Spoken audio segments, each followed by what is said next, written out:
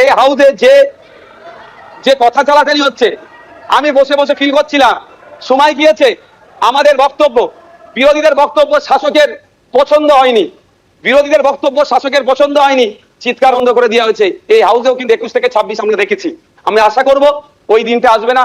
আমরা বিরোধী যারা আছি গঠনমূলক প্রস্তাব রাখবো, শাসক দল যারা আছেন তারা গ্রহণ করবেন। মাননীয় মুখ্যমন্ত্রী মহাশয় একটা কথা বললেন, খুবই ভালো লাগলো। আমরা যারা একাধিকবার বিভিন্ন দপ্তরে লেটার করেছি, ন্যূনতম রেকগনাইজ আমাদের লেটারকে করা হয়নি, ইনক্লুডিং চিফ মিনিস্টারের কাছে। আজকে যে কথা বলেছেন এটাকে আমি স্বাগত জানাচ্ছি, যে উনি অন্তত কথা বলেছেন যে মিনিস্টাররাও রিকগনাইজ করবে, অর্থাৎ প্রাপ্তি স্বীকার করবে। আর একটা কথা উনি বলেছেন অল্প হলেও কাজ করব। আমরা বিরোধী, আমরা পজিটিভ কথা বলবো, রাজ্যের স্বার্থে বলবো, রাজ্যের জনগণের স্বার্থে বলবো, অহেতুক বিরোধিতা করার জন্য বিরোধিতা করবো না। সুতরাং মুখ্যমন্ত্রী মহাশয়কে বলবো অল্প নয়, আমরা যেগুলো আর্গুমেন্ট করব, আমরা যে ডিমান্ডগুলো রাখবো ব্যক্তি স্বার্থের জন্য নয়, মানুষের স্বার্থে, নির্বাচিত হয়ে এসেছি তাদের স্বার্থে, সেগুলো আপনি পুরোপুরি যদি আমাদের জন্য, বাংলার মানুষের জন্য করেন, আমরা আপনার কাছে অবশ্যই কৃতজ্ঞ থাকবো।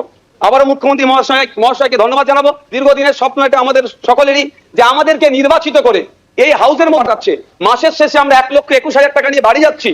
আমরা সেই জনগণের জন্য কি রোল প্লে করছি, কি বক্তব্য দিচ্ছি হাউসের মধ্যে? না, হাউসের মধ্যে এসে শুধু সময় কাটিয়ে চলে যাচ্ছি।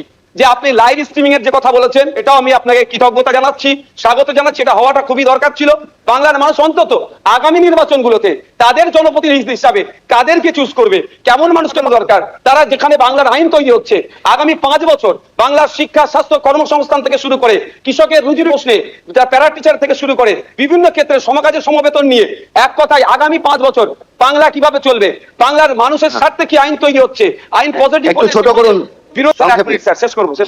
বিরোধী হলেও স্যার একটা দিন সুযোগ পাচ্ছি বলার, এরপর তো টাইম মেইনটেইন করে দেবেন।